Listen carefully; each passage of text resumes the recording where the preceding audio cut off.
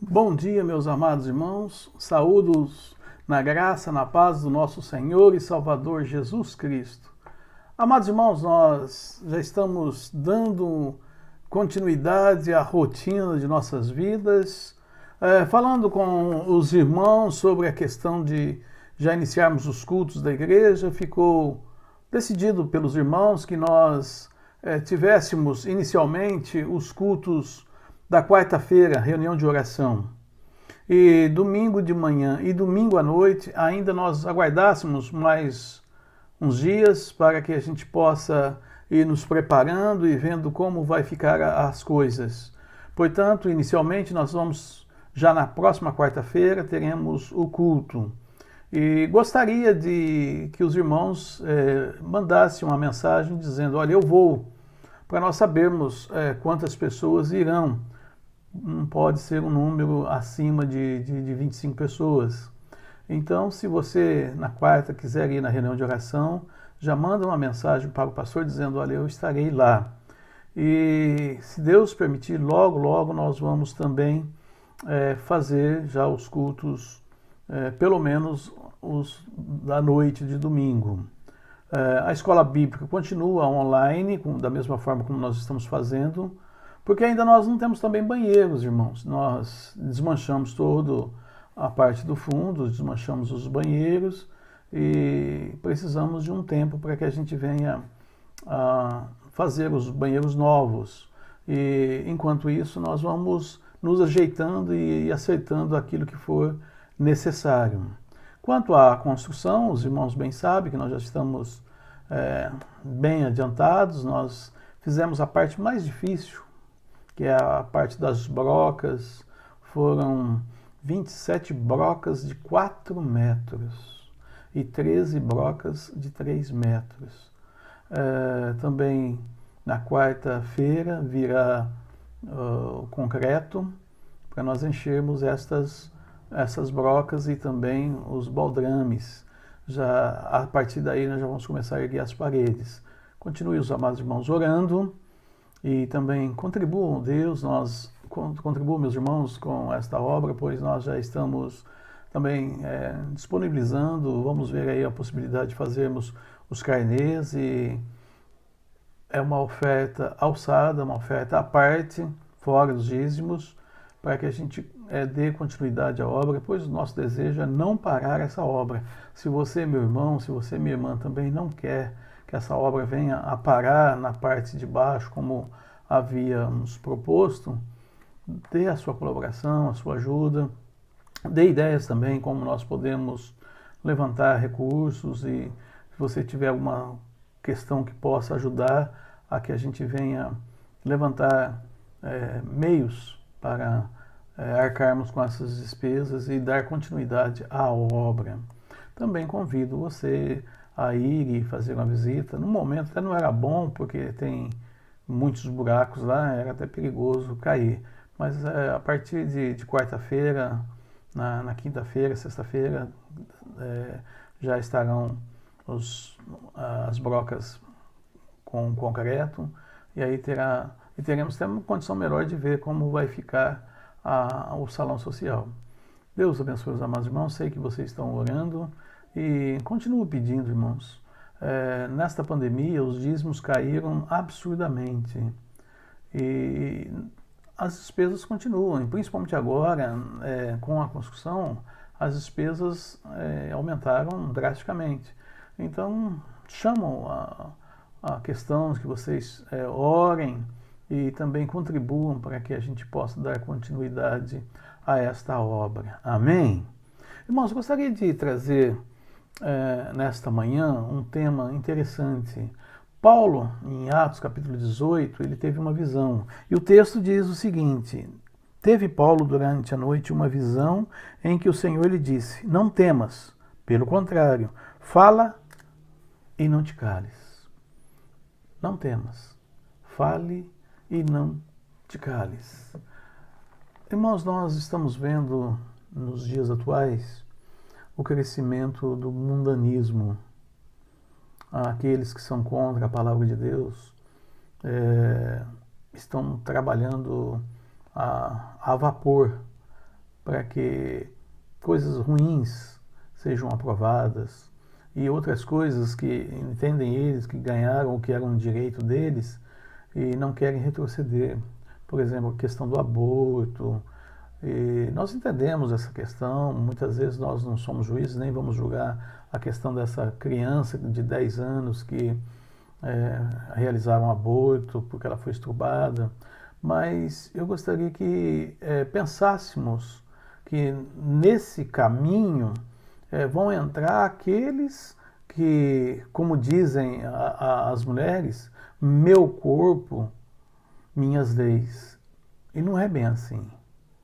Nós entendemos e sabemos que o nosso corpo pertence ao Senhor. E, portanto, se pertence ao Senhor, nós vamos dar conta desse corpo ao Senhor. E há muitos meios, muitas maneiras contraceptivas de não engravidar. Agora, engravidam e quer assassinar um bebê, um feto, que não tem como se defender.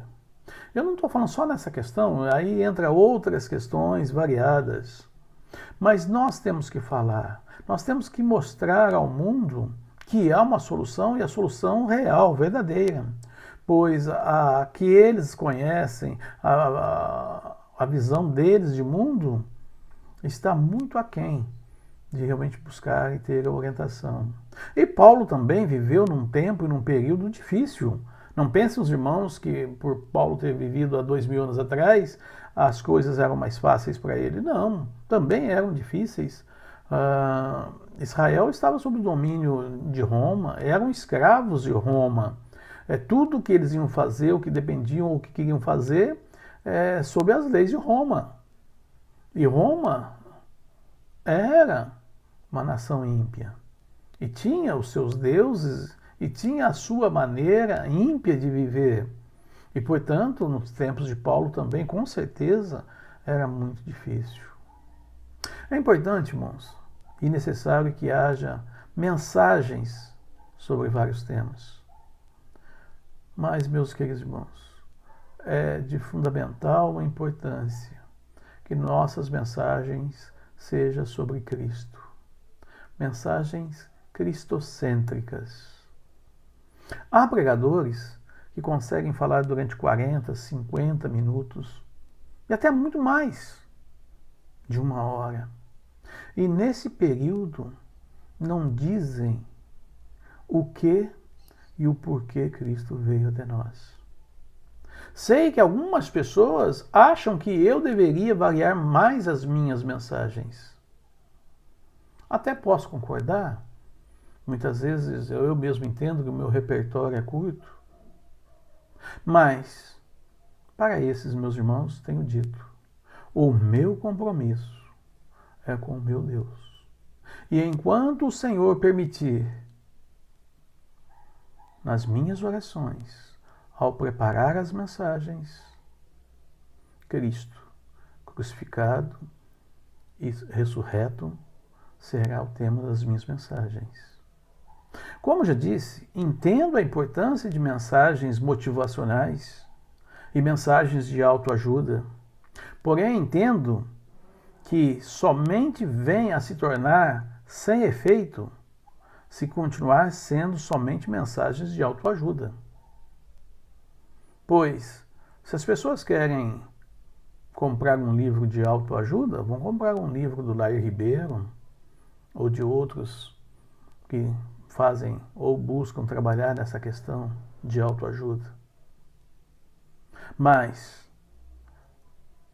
a minha obrigação e o meu compromisso é com o Senhor. E eu, como Paulo, recebo a orientação de que eu venha pregar sobre Cristo, falar de Cristo, anunciar sobre as coisas espirituais. Em relação às coisas espirituais, o próprio apóstolo Paulo, falando aos coríntios, ele diz, não vos pude falar como a espirituais, e sim como a carnais, como a crianças em Cristo. Leite vos dei a beber, não vos dei alimento sólido. E eu acredito, meus queridos irmãos, que vocês têm crescido espiritualmente, têm tido um bom crescimento espiritual. Eu louvo a Deus, meus queridos irmãos, por nós termos uma igreja considerada pequena, mas com uma capacidade espiritual muito grande. Louvo a Deus pela vida de irmãos que podem dar estudos, como o irmão Anísio, Gustavo e outros irmãos, a irmã Cida. Louvo a Deus, meus irmãos, porque nós temos bons pregadores, como o Shebeck, como o Alexandre, o Anderson, o Milton. Eu louvo a Deus porque nós, sendo uma igreja pequena, nós temos um bom número no louvor, pessoas dedicadas no louvor. São pessoas que buscam, através do louvor, transmitir uma mensagem cristocêntrica. Eu louvo a Deus por isso. E eu agradeço a Deus por Deus ter me colocado nesta igreja como pastor e poder ver que vocês têm buscado mais o conhecimento da palavra de Deus, têm buscado mais o entendimento da palavra de Deus. E isso é bom, isso é ótimo. Mas eu, como pastor, tenho a obrigação e o dever de continuar a falar a vocês, à igreja de Cristo crucificado, Cristo ressurreto. E se porventura alguém ou alguma pessoa ou outra achar que está se falando demais sobre esse tema, comece a trazer visitantes, para que eles ouçam sobre Cristo. Porque nós não devemos nos calar, não devemos nos temer, mas falar de Cristo crucificado. No domingo passado falei sobre as testemunhas de Jeová. As testemunhas de Jesus. E usei como exemplo os testemunhos de Jeová, que vão de casa em casa, mas não levam uma mensagem. E nós, como testemunhas de Jesus, temos o dever e também temos a obrigação de anunciar e falar de Jesus como testemunhas. Pois o que Cristo fez em nossas vidas dá-nos o direito e a autoridade de dizer o que Cristo realizou, porque Ele habita em nós. Portanto, se você está cansado de ouvir mensagens sobre Jesus, por Ele ter vindo à Terra, por Ele ter morrido na cruz pelos nossos pecados, que Ele levou sobre si o pecado da humanidade, então, meu irmão, então, minha irmã, está na hora de você fazer uma análise. Se você já sabe de cor e salteado, está na hora de você falar para o teu parente, falar para o teu amigo, falar para as pessoas que estão próximas a você, porque a morte é certa. Nós vivemos nesta pandemia e nunca a morte foi uma realidade tão próxima de nós. Vimos muitas pessoas partirem, jovens partirem, mais de 120 mil mortes.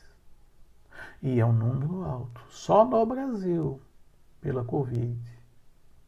E cabe a nós falarmos e anunciarmos Jesus Cristo. Pois, irmãos, com tristeza eu digo a vocês, o inferno é uma realidade também. E será o destino de todo aquele que não ter Jesus Cristo como Senhor e Salvador.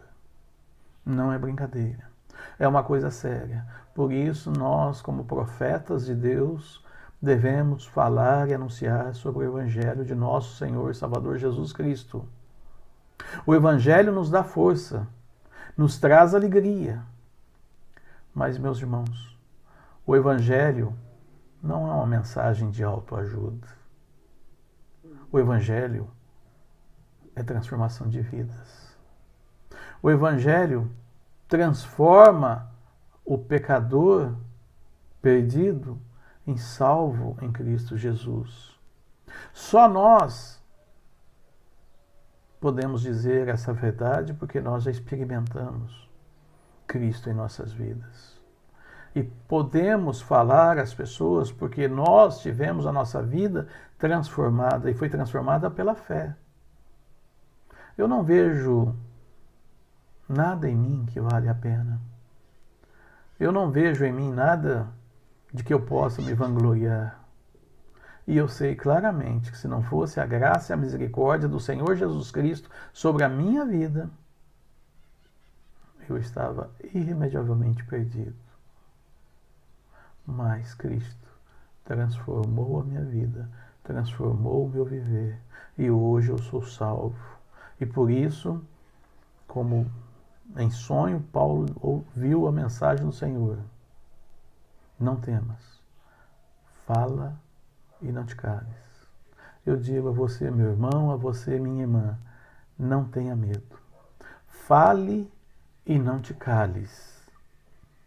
Isaías escreveu há milhares de anos e a sua mensagem continua atual. Ouvi a palavra do Senhor, vós, os que a temeis, vossos irmãos que vos aborrecem e que para longe vos lançam por causa do vosso amor ao meu nome, e que dizem: mostre o Senhor, Senhor, a sua glória, para que vejamos a vossa alegria. Estes serão confundidos. Irmãos, por quantas vezes, não com essas palavras, mas pessoas têm nos dito para que nós mostremos ao Senhor. Umas porque estão desejosas, porque estão sedentas de conhecer e de ter o mesmo Senhor que nós temos. Outras por zombaria, outras nos afrontando. Eu já vos disse que não estão afrontando a nós, estão afrontando ao Deus vivo. Portanto, se zombam de Deus, vão ter um preço a ser pago.